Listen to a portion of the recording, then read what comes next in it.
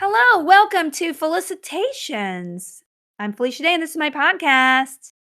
I'm really excited to do this live podcast. Now, I will tell you that every month I do this podcast live to a wonderful audience over on the Discord. If you are a member and you want to listen live, we do every Tuesday. There's a hangout on the Discord for Geex members. And if you'd like to join, go to rally.io/creators/geeks, Geex, and read how to join. It's not easy. I will admit that. And you know what? One day it'll be easy. And in the meantime, the people who joined early will be like, wow, remember when I had to do this and this and this to be a geek? Sure. All right. Anyway, it is podcast number 78, as I said, and I actually counted them this. I would say two out of 10 times, or maybe 1 out of 5, which is the same ratio. I misnumber the episode, and Rocket Soup, one of my mods, is like, hey, you did this wrong. I did it with The Witcher this week. There is a new episode of Undressing the Witcher, and it is a good one. We discussed episode 3, which has a lot going on, especially a Yennefer dress that is like, what's going on with that? But many, many great scenes. So I urge you, if you do like the show Witcher, please listen along with us. And so this one, yeah, this is something else. This is my once a month podcast now. Okay. I know I've determined why I had to cut back, y'all, because I literally could not remember when I was talking about something in what. Like, I would say something on one podcast or my newsletter or the other podcast, and I'd be like, did I talk about something? And then I had to take extensive notes, and then and I would forget. So then I'd be like, am I repeating myself like some old grandma? Probably, but it's okay. Anyway, happy Lunar New Year. It is the Lunar New Year today, and it's going to be a great year. I feel like the Lunar New Year is the one, even though I can't say it properly. Lunar New Year is the beginning of the year for me. I have not felt like, and I actually did sit down and did my to-do list. I cleaned it up. I centralized it from a million pieces of paper and different digital storage device where I'd go, oh, I need to do that. Is it all in one place? No, it's scattered about in a way that is incredibly not good. So I finally did it. And I kind of put it together like my body thinks it's a new year today. So thank you, Lunar New Year. I'm not to be confused with Loodle New Year, which is my friend Gary Whitta and Adam Nickerson. Is that his name? I can't remember. His name's Adam. Anyway, and Leah, they have a game called Loodle, which is kind of like a parody of Wordle, and it only has lewd words. And I think that most people who've known me on the internet, this is a clean podcast, but if you followed my streaming at all, you pretty much know I know a lot of naughty words. I am stumped a lot. I'll tell you, I'm stumped a lot by Loodle. It's a little bit hard. It is the year of the tiger this year, and I'm not sure if that's good. I think I'm a dragon, and I feel like dragons and tigers are probably mortal enemies. I'm just guessing because I keep doing, okay, this is what's strange, y'all. I am doing things to my daughter so the other day I I was like reaching to put her hair back and I scratched her on her eye and she's got like a little wound there. And then we were walking to the playground and she fell down and skinned her knees. And then today I just had my knee next to her and she just bashed her nose into it. I'm like injuring my daughter with no reason I'm not deliberately doing it. It's like our energies are completely off and it's very strange. I'm not sure what's going on with that, but it's okay. So let's see. I am very excited. Today was Get Organized Day. Now, I did talk about my disaster of a Hawaii trip, and I'm not going to talk about it here because I did make a note. I talked about it in The Witcher. If you are not a listener to both podcasts, here's what I'll tell you. Tsunami, rickety ladder, injured ACL. That was Hawaii, okay? It was a 3-parter. It just like every good movie, it started with a tsunami. The middle was a B&B with a rickety, dangerous ladder for somebody, for anybody, especially a 5-year-old. Then my partner messed up their knee in the sand, so I had to wheel them around for 3 days. and another 4 days when we got home. So, let me just tell you, January, not my friend. Enero es no bueno. So, I am really hoping the Lunar New Year brings it all around. In fact, I'm really excited to do Creativity Tuesdays. I think that's next week on the Discord, where I generally just read tarot cards and Lenormand deck cards for people. And you know what? It's a great way to fill an hour. So I have, yeah, so we got back from Hawaii and I had all these disasters happen. And I will tell you, any single parents out there, I want to tell you, you are champions. It is so hard. And if you don't have, and if you have to be a caretaker for two, I don't know how people do 2 children, but then you have an adult that you're taking care of and a child. It was it was not good. Couple of weeks of not goodness, and I would just kinda be like, "I'm gonna get through it. I'm gonna just take a deep breath and not worry about." And then there's a cat, and I just, like, went off on her. I'm like, "Are you kidding? You just keep peeing? Do you think I can add this along with everything else I'm doing?" Rah!" She's not a good cat, so, speed bump. She's gotten really sloppy. She can't eat without just spilling everything off the plate, so I gotta move her to a bowl situation. Is anybody's cat like that? Like, the older they get, the sloppier they are? Well, at least she's not pooping on the floor anymore. I wanna urge everybody out there, if you are negligent on your doctor's appointments, I just really want you to get out there and make your appointments. I made an appointment. I got a yearly physical. I got blood work done. I don't have the results back, but I did get a bone density scan. I have quote unquote great bones. So I don't mean to be high on myself, but listen, great bones day coming to you over the earwaves. Great bones. That's kind of like when I was doing IVF. My IVF doctor, when he was literally had something inserted in my vagina, looking at my ovaries, said, "You have very young ovaries." So I have great bones, young ovaries.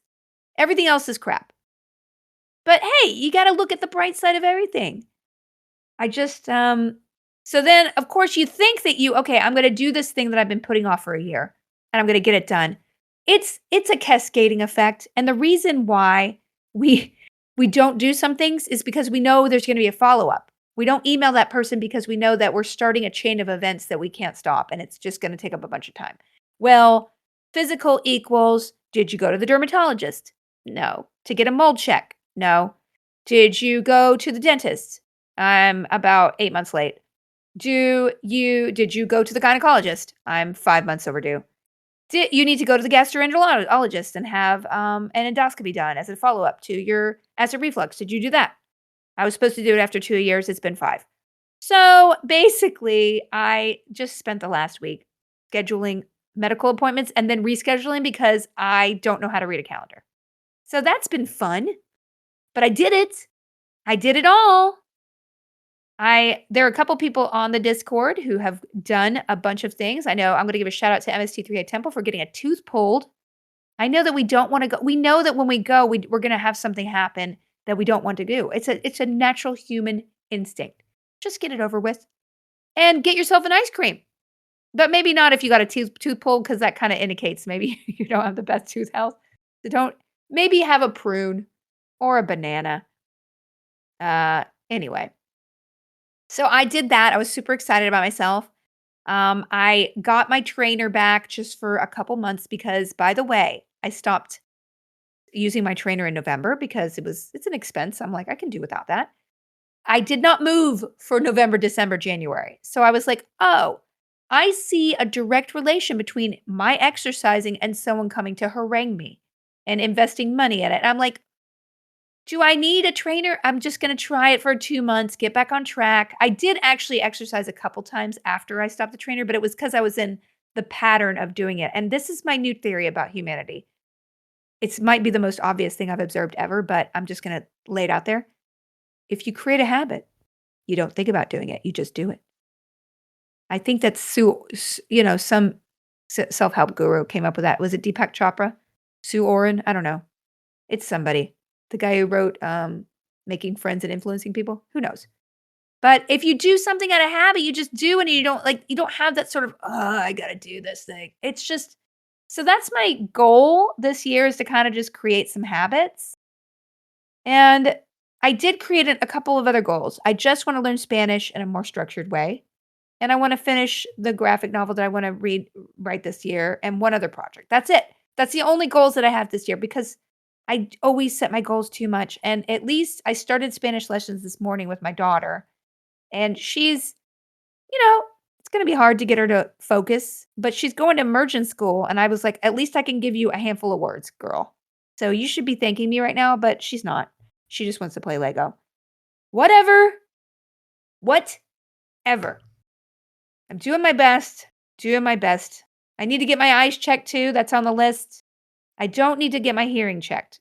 You don't have to get your hearing checked unless you have a hearing problem. That's what the doctor said. That was the one like, wow, that's one thing I don't have to do. So I also have already done 2 voiceover jobs this year, which is exciting, and I just signed on to do another one. I was in Vox Machina. If you I'm sure everyone has watched the show by now. If not, I'm in episode 2 as Captain of Aemon. So, very excited to be part of their show. So happy for them. I know that they had I think they got picked up for a second season already, so I am so happy for all of the crew over there and just I'm very flattered that they had me be a part of it. It's now here's I want to bring up something about my pattern of behavior that I want to be improving on, and hopefully it will help some of you out there as well. I got back from Hawaii and I saw that I was part of their cast announcement. And rather than be excited, I got panicked. Because why? Because my imposter syndrome reared its ugly head, and I was like, "Oh, I don't want people to think I have a big part. It's just a little cameo. Like, the people are gonna think they expect from me, and they're gonna be let down. They're gonna be like, "Flee."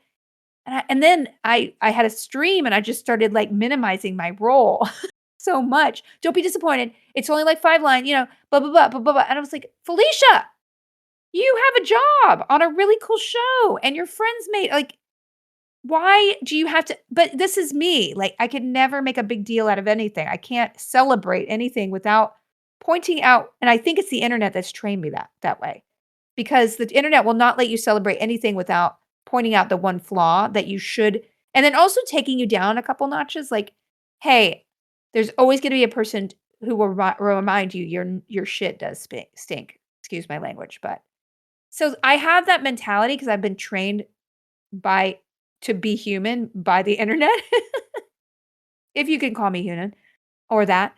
So, I just really want to, and it's the same thing somebody told me years ago, like, if somebody compliments you, don't denigrate it. Don't, put it down. Just say, "Thank you very much. I really appreciate that." Be gracious because if, you because if putting myself in somebody else's shoes, if I compliment somebody, I was like, "I love your work on that." And they immediately return like, "Well, it's not a big deal. It's not a very big role," or I had a hard time doing that. Oh man, it was so hard. I was like, I don't need that. This compliment is for me. Okay. My compliment is sharing my appreciation to you, and negating it is actually kind of a jerky thing to do. So let's all embrace being awesome this year. Let's all embrace it when people admire us, when we do something good, and we get positive reinforcement. Let's just embrace it because honestly, we're all going to get the negative stuff whether we want it or not. So let's take the gold nuggets and, put them in our pocket or whatever badass analogy I would. Oh boy. Yeah, for years I negated, compliments, and I just am like, "Wow, you were just" but, I grew up in seclusion, so I don't have the best social graces. I am trying to give my daughter social graces. I don't know if anybody out there has a 5-year-old. They don't have them. Okay? She literally will just look at me like, "You're boring me," and I'm like, "Can you just please be a little more polite? You're hurting my feelings." And I'm like, do I go back and forth. I don't wanna indulge everything she does. I don't want her to train her to hide her feelings, and at the same time, I don't want her to be an a-hole. So, how do I do it? How do I raise a conscientious, polite person who's not just doing that because it's not organic, because she's doing it because she wants praise or wants to be approved of? Like, how do we navigate this self-esteem and behavior in this world? And I'm just like, I'm going to screw it up. I can just say, like, please don't tell me I'm boring. That really hurts my feelings. I mean, I'm just trying to teach you how to say I'm sorry in Spanish. Is that it? I feel like my social graces were kind of hammered into me because I was scared of alienating people. I was scared of not getting praise. It's that pathological people pleaser, which my daughter does not have. She could give an F about pleasing anybody but herself, which in my mind, as a people pleaser, I'm like, oh my gosh, I'm raising her wrong. But at the same time, I'm like, well, you wanted to raise her like this. You don't want her to be like you. So I keep going back and forth. I hope every other parent out there listening is like that because it is a constant battle of flip-flopping, of trying to empower her without empowering her to be a self-centered spoiled jerk. Whoosh, whoosh. It's boy, nobody told me about this stuff. It's hard. Also, I can't sleep late ever. That's dang.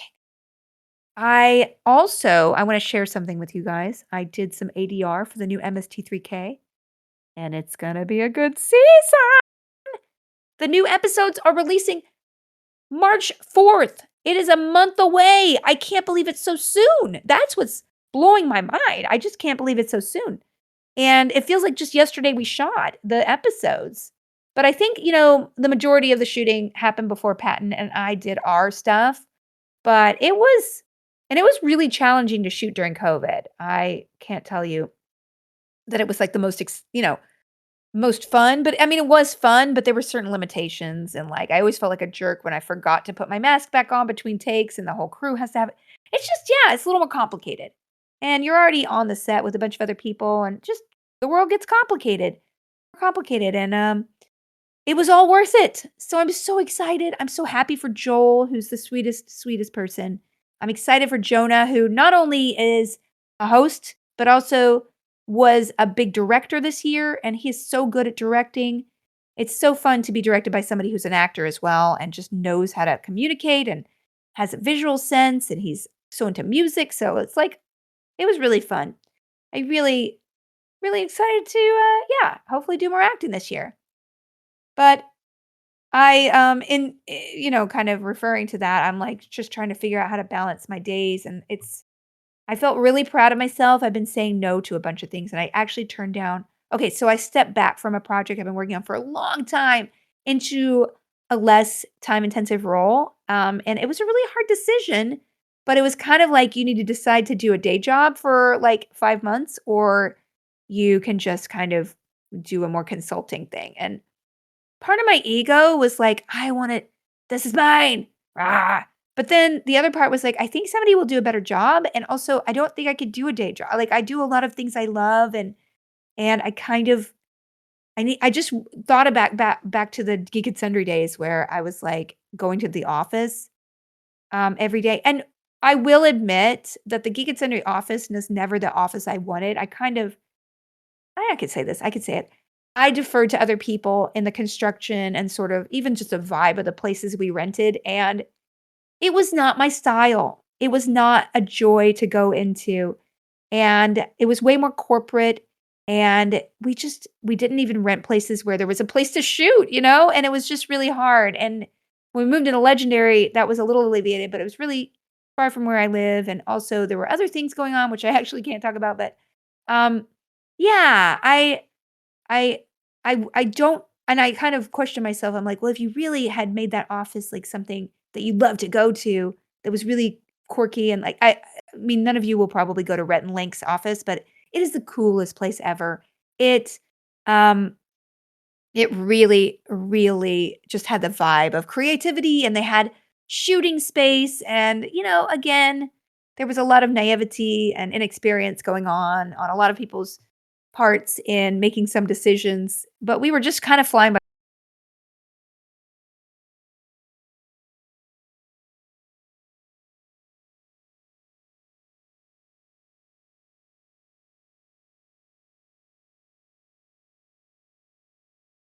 the seat of our or to shoot when you're doing an internet company. That's kinda basic, but yeah, it's so long story short, I'm like, I will not be happy going into an office every day. Let's do this other role, this project. I can't talk about any of it, but it's going to be wonderful if it happens in a bigger way. And whoever's involved, I mean, I'll still be involved, but I was really proud of myself for just actually putting my ego aside and being like, what are you going to want to do with your days versus like have your name in a headline or have all this other stuff. Like, what do you really want to do with your days? And is this what you want to spend the majority of this year on every single day? And it might interfere with a lot of other things you might want to do. And I'm like, you know what? I know my role and I know what I'm good at. And I think that I want to do this other thing instead. And it was really, really exciting. Um, I know it's not very exciting to listen to somebody talk about things they can't talk about. So I'm sorry. Anywho, just enjoy the moment. Don't rush ahead. Make your environment reflects you, even if it's just putting, like, some stickers on a laptop like my daughter did to mine. She just covered it with stickers, and it really makes me joyful when I look at it and I open it up. It is not the laptop of a woman who's 40, but it is the laptop of me, and it reminds me of her every time I look at it, and so, yeah, I want a mermaid on the front of it, and I can blame my daughter for it, but I secretly wanted that. So, anywho, that's what's going on. Um, so, I'm going to keep this podcast monthly for a while until I get, more writing done on my thing. I'm gonna try to get back to my newsletter. It'll probably be a monthly thing, and I will keep Witcher biweekly because we gotta get through that season, y'all, before Bridgerton is coming back in March. So I'm gonna have 2 recap shows to do in March, which I'm super excited about. Oh my gosh, I saw some preview footage of the Bridgerton. We gotta, like, do a little teaser to send out there, Tom and I. Maybe we'll do that next week when we record again. But, yeah, there's some good stuff going on, and I'm really excited about TV this year. I'll just go into the TV section. I do have some other things that I wanna talk about, but, we have some great questions this week. Shout outs are back. If you go to rally.io/creator/geeks, you can get a shout out. I had them take it down for a couple months because I just did not want a bunch of things to juggle, and I am ready to juggle again. So if you would like a shout out on the podcast, go to there and scroll down to the campaigns, and you can pick felicitations. You can pick Witcher. You can get a headshot again. You can get a cameo type video. I'm also on Cameo again. I restarted a bunch of things, but hopefully they won't be too busy. And, as for I do want to say before I get into the TV stuff, as for my con schedule, um, I'm scheduled to do Vegas for the Supernatural Con. I think it's the first weekend of March. So I will be there. My daughter's getting fully vaccinated. She'll be fully vaccinated by the end of February. So I am going to go to there. I think there might be a con in Chicago in June. It's another rescheduled convention from Creation. I'm not even sure. They said I'm on a website, but I wasn't really sure I was doing it.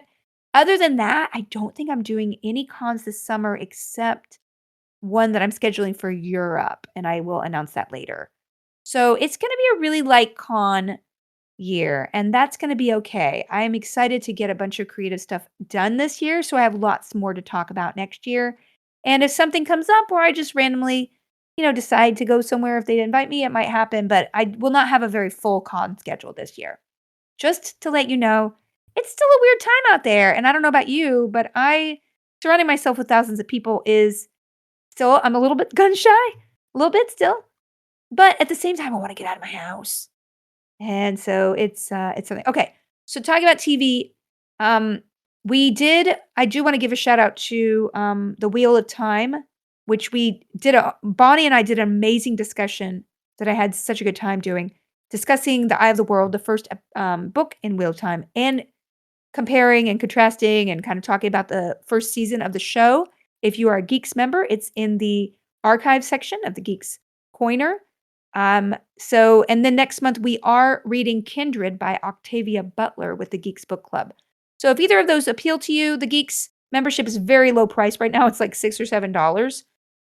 So if you'd like to get in there, go over there and log in and do that. As a reminder, any activity on the Rally website does not have the environmental impact that mainnet crypto does. It is on a side chain. So essentially, it is a website supporting any kind of activity I do for Geeks. I know it's really hard to explain that to people, and that's why I'm not publicizing it a lot. It's really hard right now. There is such a backlash, justifiably, against NFTs and crypto, and I totally hear everyone. And it is I signed on to Rally because I think they're doing something innovative, and it is on a side chain, and it is designed to enable creators. But the stuff that's going on right now with NFTs with gaming and the wonderful Dan Olson 2 hour thing about NFTs and crypto, it's just a lot of shady stuff going out there, especially with the NFTs on OpenSea, artists getting their stuff stolen. It's just it's too wild a west and too motivated by greed to for me to be like, "Hey, I have this cool creative side project I'm doing. Why don't you come in?" without 10,000 people saying, "Oh my god, I'm being triggered by crypto and NFTs," which I totally understand. So, I'm struggling with that.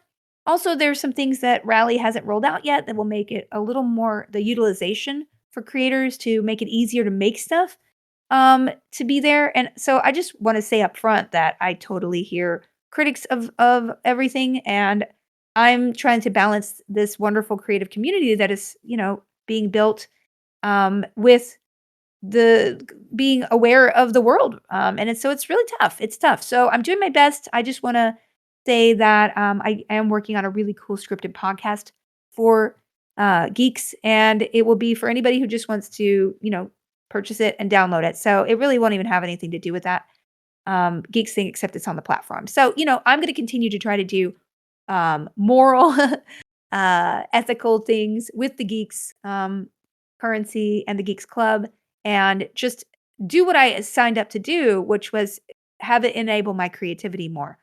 But again, it's, I just want everybody to know that I hear you. But the book club is super fun, and so is my hangout with my brother and Creativity Tuesdays and doing this podcast live. So, you know, I'm trying to do it in a creative way, but I understand there's a stigma and it is hard to overcome. So yeah, I'm doing something that nobody else is doing, which is rewarding and what I wanted to do, but it's too triggering right now. And I find myself very much siding with anti-crypto people and anti-NFT people because the people who are doing the stuff are motivated by greed, and a lot of people are losing money, and I don't like that. I don't like it. Um, so yeah, that's all I have to say about it. I said too much anyway. It's a slippery slope. Yeah. So, by participating in it, am I endorsing it? Am I endorsing the ecosystem in general? I don't know. Yes, I struggle, and I want to be quite frank with you. And it's as you can very clearly see on the Geeks page, you can see exactly how much money is in the market cap and everything. Like it's clear that I'm not doing this for those kind of reasons. The kind of like celebrity, hey, buy into my crypto and then dump it. It's a weird world out there. I will tell you. So anyway, that's all I want to say about that. Okay. So I have been watching TV and I want to transition into how wonderful Arcane is. I never played League of Legends much. I tried a couple times. I was terrible at it. I kind of gave up. It is such a beautiful, incredible animation project. It's riveting the way that they did this show. The animation is so gorgeous. It is compelling. The storytelling is wonderful. The characters are great. You don't even have to know anything about League of Legends. I think it's so wonderfully crafted. I think it's the best thing that anybody's ever done in a video game world. Fiction. I mean, as far as like translating to TV. And I just want to give it a shout out. I was reluctant. I'm not really a big animation watcher. I was never into anime. I tried to watch like Big Mouth and stuff like that. It's just not my cup of tea. I'm just I like big epic pieces. I'm more of an hour watcher. I don't even watch half hour unless it's like super broad, like multicam, which I love. Ghost is actually pretty funny. I enjoy watching that. But like, I'm reluctant to watch adult animation. And this is just, although every time I watched Archer, I did laugh a lot. It was just hard to get me to sit down and watch it.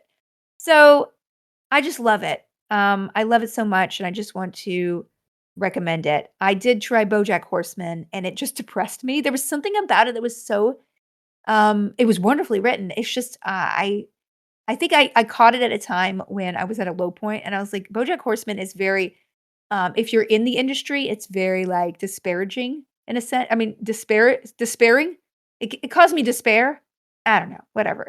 It's not a light watch, and Big Mouth just makes me uncomfortable. It's brilliant, but it makes me uncomfortable. So, yeah, so Arcane, wonderful. It's only 8 episodes too, so you can really get through it fast, 8 half hours.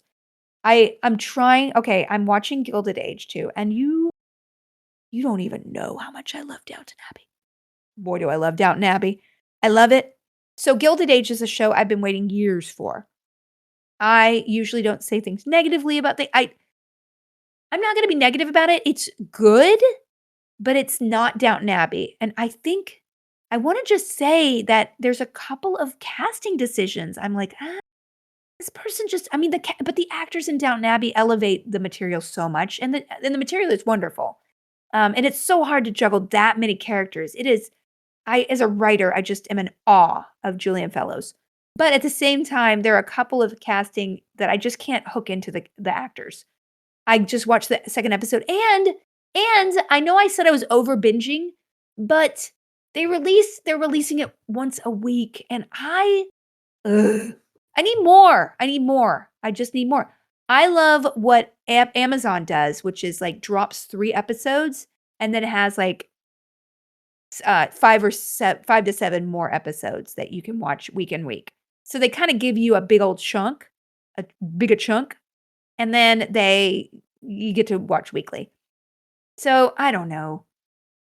I'm gonna watch every single episode of Gilded Age, and one of my friends, Sally, um, from Eureka, she was one of the leads in the show. She's an incredible actor, actress, and she is a director now. She's like the biggest, baddest director out there, and she's a producer on this. And you can see the black actress in this some of the storylines that she have are the most interesting, and she's the most interesting character, and quite frankly, my favorite actor on the show.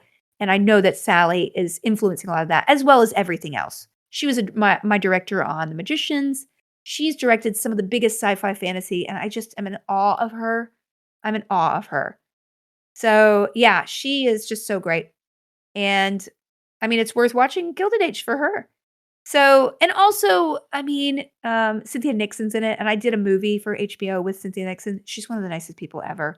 Christine Baranski is like, what an amazing actress that gets to play that character. She has to play this one character. Like, she's been kind of the same character for 40 years, but it works for her, and she's getting better with age, and I just say, every actor should be in awe of Christine Baranski. So, yeah, there's a lot of formidable Carrie Coons is great in this. Yeah, just a couple of the actors I'm like, I'm not really invested in them, but, it is only 2 episodes in. I cannot wait for more, and the production design and the direction is so good. It's so good. Oh, the costumes. Good. So that's my current obsession is Gilded Age, even though it's like I have criticisms. Yeah, whatever. For books, I did read some of the graphic novels that I had on my stack. I read Are You Listening by Tillie Walden. If you like indie comics, she is such an amazing artist. I read her autobiographical comic Turning, which is about her coming of age in Austin as a queer teenager, also figure skating, such a great one, and Are You Listening is a great one too. I can't wait to she has a couple of, other ones I need to pick up that are more sci-fi.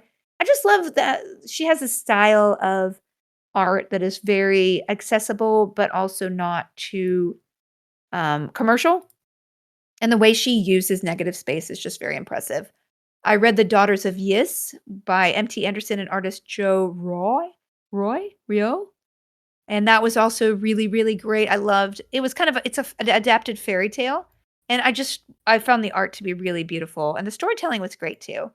So, I read those on vacation amongst I actually read, like, 3 other graphic novels, but I forgot to write the names down. They were really great. I haven't gotten into graphic novels in years, and this is really like, it's research, quote, unquote, tax deductible, but it also is fun to just immerse myself in some great mostly female-driven art. Okay, here comes my rant, my rave. If you like fantasy novels, you have to read Shadow of the Gods. It is so good. I now lately I've been reading a lot of Viking lore. My kid has been really been into Odin and the Norse gods, and so I was already kind of on a hey Norse mythology kick. I just went to Sweden.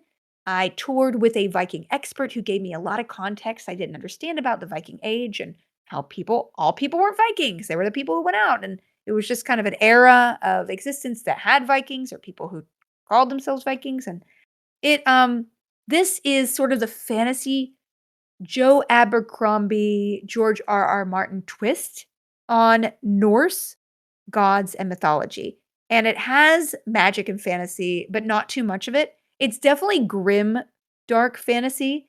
So I mean, the fight scenes are brutal and they're so good, and people die a lot, and unexpected people die, and then expected people die. And there is a new book coming out next month, and I actually after I tweeted how much I love the book, one of the editors at Orbitz reached out and asked me if I'd have John Gwynn, the author, on as an interview, and I'm going to add a felicitations next month just to have an interview with him because he's a LARPer. He's a Norse LARPer.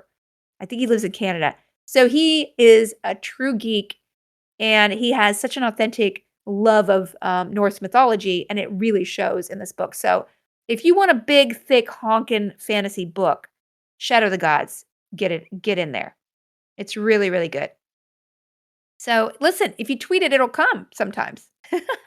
I do have some power in the literary world, and it is funny. I've talked to other authors. It's like if you tweet about somebody else's book, you're going to sell a lot of books for that other author. If you tweet about your own book, it's not going to be that effective. And I know that firsthand because people don't like people shilling for their own stuff. They like people recommending other stuff with an authentic. And no one's ever paid me to promote their book ever. I've been paid to promote video games. I promote video games I'm not paid to. That, but for books, like it's just straight down the line, just passion and love for authors. And yeah, this one really hooked me in a way that and the irony is that I got a free preview copy of it, like, in the mail, like, 6 months ago, and I didn't really pay attention to it because I get a lot of free fantasy that are huge and thick, and it's like, "Thorville is the mistaken god of the blah, blah, blah," and some of them are just, like they all kinda blend together, and I infrequently get all of them read, especially since they just pile up, and I'm like, "Okay, I gotta purge. I'm not gonna read these books." But I read, like, the best of 2021 books, and this one was on a list, and I just went through and bought, like, five of the best ones that I was attracted to, and it happened to be this book, and I was like I read it, and I was like, "Wait a minute. Do I have the sequel as a preview?" And I ran into the pile that I'd gotten rid of, and I found the book, and it was the first one, so I was so mad, I was like, "Damn it! Where's my free preview copy of this one?" So I did ask for one, and I'm gonna abuse that. You know me. You know it. Hey, man, you get something free in life, you jump on it. Um, I do want to say that samosas are the best Girl Scout cookie, so I'm gonna just move on from that. And the games I've been playing. I have been streaming God of War, and they just did the PC port for God of War. Now, I never played the 2018 God of War on PlayStation. I have a PlayStation. I've played I've played a lot of games on my PlayStation. Usually, before I had a baby, I would play a lot more. I would play like the Uncharted and uh, um, a bunch of other bigger story games that are exclusive to PlayStation. But I had a baby and I went underground for a couple years, and so I never played the newer God of War, the 2018 one. And they finally just did the PC port. Y'all, it's so good. It is like everything I wanted a game. And I never played it before. I mean, I did play it a long time ago, one of them, but it was never something I don't think I actually stuck with it because I kinda thought it was I think I got it and Dark Souls mixed up. I think I had this sort of dumb thing in my mind that they were the same, which they aren't at all. I mean, Dark Souls is not my style of game at all. I don't wanna die, but this one is perfect because it's puzzles, and it's fighting, and it's really good writing between kind of a toxic masculinity, son-daughter, son-father relationship. There's Greek gods kind of alluded to because that's what the original God of War were, but there's firmly into the Norse era now, which is kind of cool. And it just does Norse so well. I just wish Assassin's Creed had been like this because I would have gotten into it as much as I got into Odyssey. But the Valheim, it just didn't hook me. not Valheim, but, well, Valheim, the video game didn't hook me either, but, the, Assassin's Creed Norse one. So anyway, God of War, I'm streaming the whole thing. There's no choice there. So you'll just, if you ever catch one of my streams, I stream Monday afternoon and Friday night generally, and I stream my solo games. Those will all be God of War. And then my Sunday stream will be Guild. We did a D&D episode the other night, which was really fun, the first time in like 4 months. And we will continue doing the last Sunday of the month as the Guild D&D. We're going to be continuing the last campaign was Abria Iyengar at the end of February, and then we'll mix it up again with other DMs, and then we play Stardew on Sunday nights in the interim. So please come by. I don't know if I gave a shout out to Potion Quest, but it's a great puzzly builder. I also got a code for Pupperazi, which is a new game, which is I guess you're taking pictures of dogs. I have to play it one day. And then another one one of my who was it this who suggested it on the forum? I mean the Discord. What do I call the forum? It's not a forum. On the Discord, Garuda suggested I play this new one called Strange Horticulture. And just the first line hooked me. Find and identify new plants, pet your cat, speak to a coven, or join a cult. Sold. I'm sold. I'm sold on this game. So I cannot wait to play it, but it's going to be after I play God of War because I really love the actually completing things. And since I've just kind of focused my streams, I'm not doing Wednesday streams as much with Amy, although I might do it, occasionally, but it's not going to be a regular part of my schedule because I just can't spend the time and she's busy. But it's nice to just focus on a game, get it done, and move on. And moving on is what I'm going to be doing to go to the questions. Beer, beer, beer, beer, beer, beer, beer. Tom, like, maybe do that. I'm sorry. Richard Gagnon. Gagnon asks on Twitter, how did things work out introducing your daughter to STEM educational toys? Thank you for asking, Richard. So I, pardon me, I actually embrace the fact that my daughter is going to be more confident and more capable and more able to participate in something if I give her something that is at her level or below. And that is something I've learned as as an adult. I just want my kid to have everything, right? And I want her to enjoy it all. And I get excited about something. I'm like, yeah, it's 5 to 7 year olds. It's fine. I think the best thing we can do for our kids is to push them a little bit, but also reinforce that they're capable. And that's not like send them into the deep end too much because that's going to, I think, degrade their self-confidence, especially when they're young and they're around adults more. They form this kind of idea that they're not as good as adults because they think they're an adult unless they're around kids, a lot of other kids. And my kid is not as much around other kids until she starts kindergarten. So I think in her mind, she thinks she's an adult and she's recently overcome some of the, I don't want to try because I don't do it as good as you, mama, kind of stuff. And so, and I saw also an interesting study that said that kids who are held back a year because of their birthday actually do better with self-confidence and self-motivation than kids who are put too young into a grade and kind of advanced academically, but are younger than their classmates. And that was really interesting to me in that I actually went to kindergarten a year early, and that was kind of the only formal schooling I had except for a little preschool. And I know that I always look at other people as older than me. I don't care if it's like a clerk at Whole Foods or an agent or, an actor. I just consider everybody better than me at things and older than me. And it's going to happen until I'm 90. Okay. It's just a weird, point of view. And I think it's because I kind of got jumped in the deep end a lot and I never felt fully capable, partly because maybe some of it I was just not developmentally ready for. And so that was something it never really impacted on me until I tried to get her to do, look at circuits and all this other stuff. And it's like, oh, yeah, this is really too advanced for her. And I want her to not watch me do something. I want her to be empowered and be able to do it herself. So we do have some Legos that we do together that are maybe like an older grade, but I give her the small task. I'm like, hey, find me these 3 pieces. And okay, I'm going to put one on, you put the other one on. And so I try to make her feel like I can do this and we can do it together. And then provide her with age appropriate things that are able to have her imagination be free without worrying about logistics. So like I didn't jump into the circuitry stuff. I didn't jump into the programming and robot stuff because I just don't think she's ready for it. She needs to master other things. So she loves her magnetiles.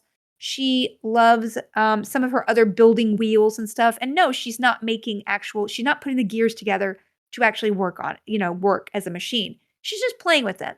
And so I think having that confidence to be like, hey, my kid's going to get there when they get there, unless they have issues that are developmental, which your teachers will hopefully point out.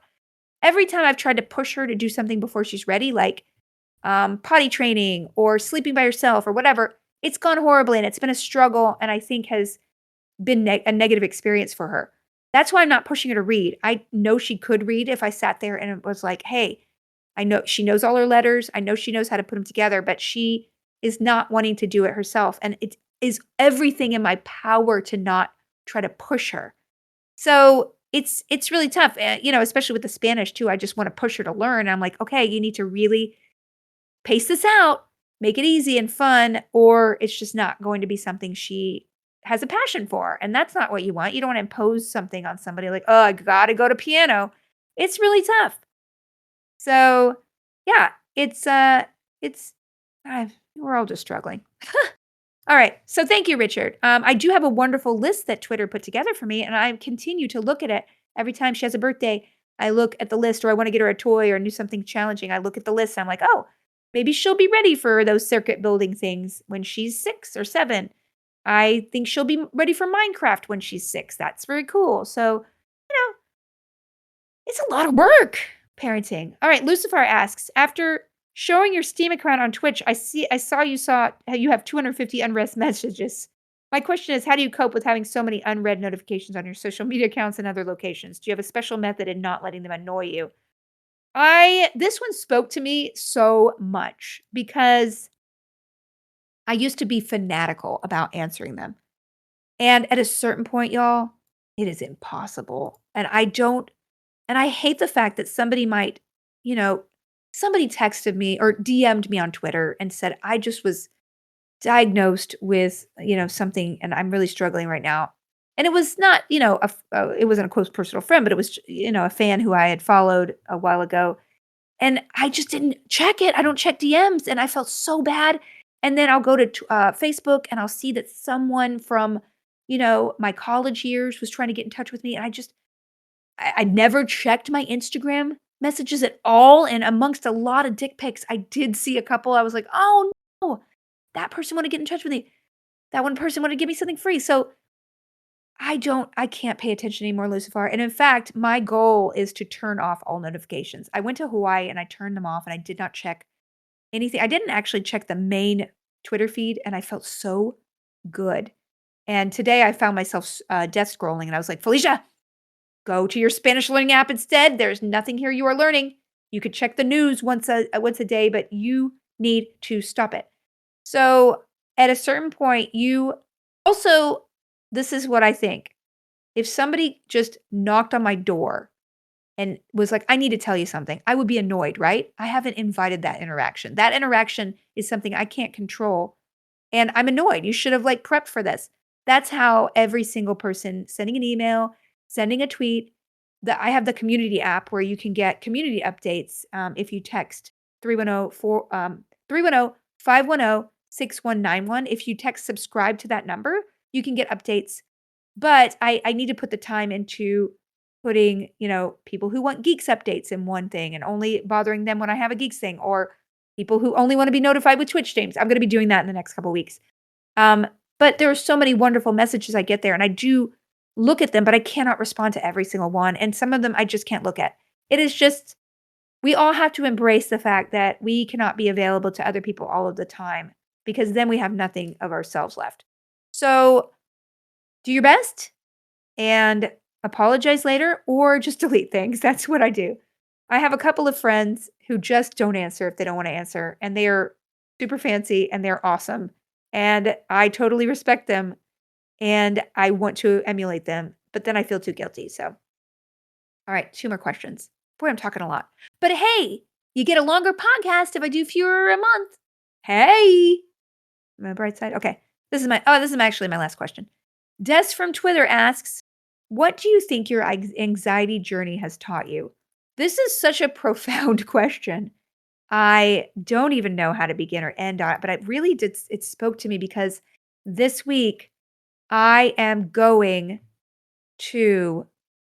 I'm going off my Lexapro, which is my anti-anxiety medicine, and I'm going off it with my doctor's help because I've been on 5 milligrams, and I have a bad side effect on them, which is a very rare but happens side effect where if you're on an SSRI, which is the kind of sort of mood regulating kind of drugs like Lexapro and Prozac and Paxil and things like that, I grind my teeth.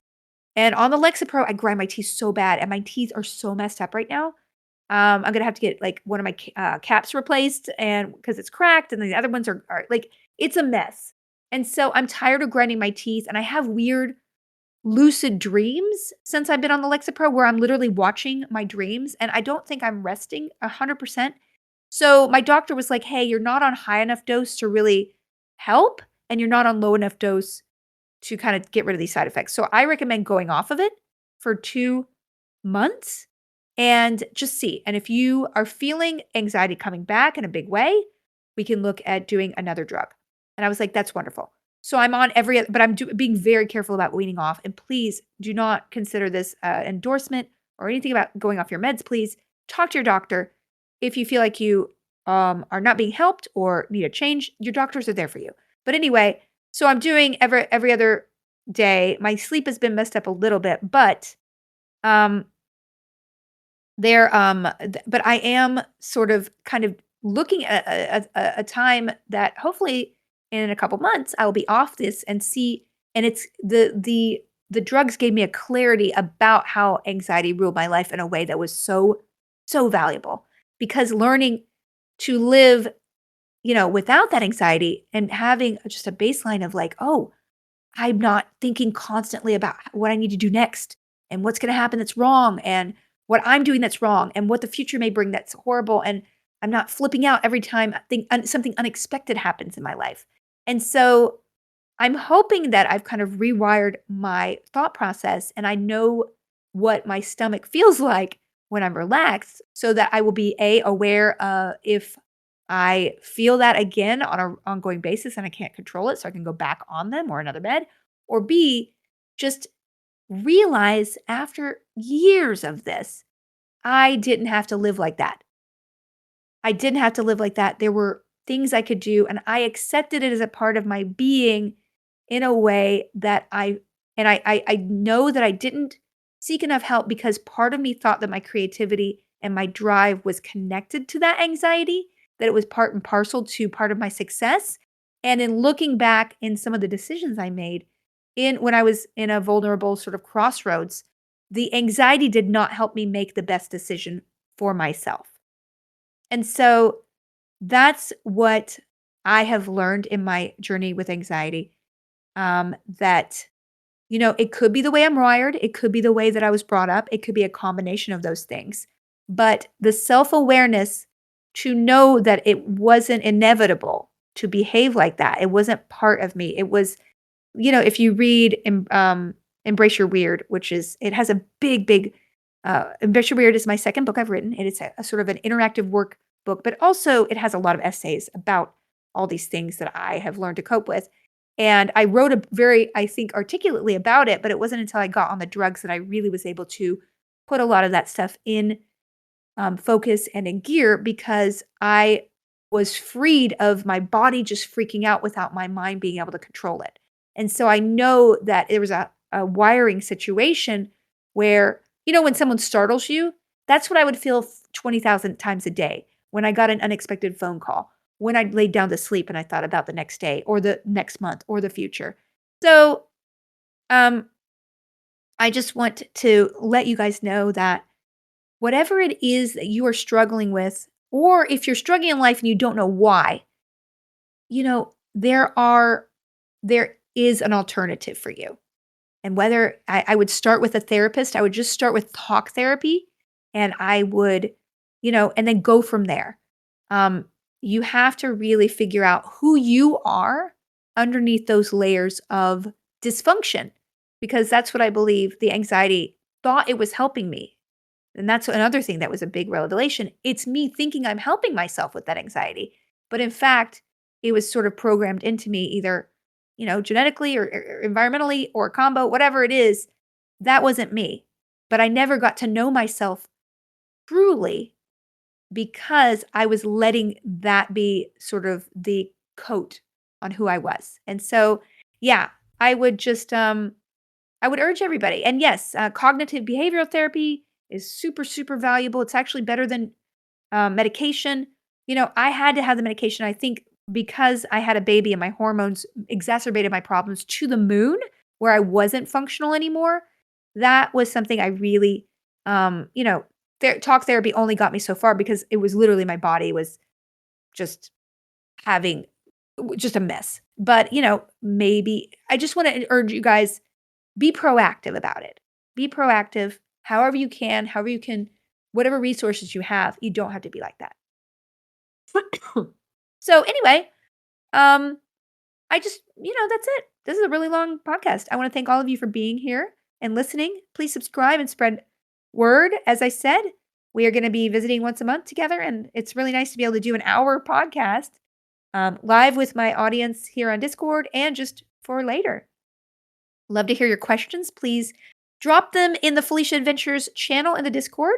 Most of the Discord is just open to the public. Come on over. Felicia Day, discord.gg/Felicia Day. There's lots of wonderful chat channels about all different things. And there's the Geeks Coiner with a little bit extra if you want to join in on that, including the audio weekly hangout. So, yes, definitely go on Twitter and use hashtag felicitations if you don't use Discord. And I will see all of you next month for March. Woo woo. All right. Bye.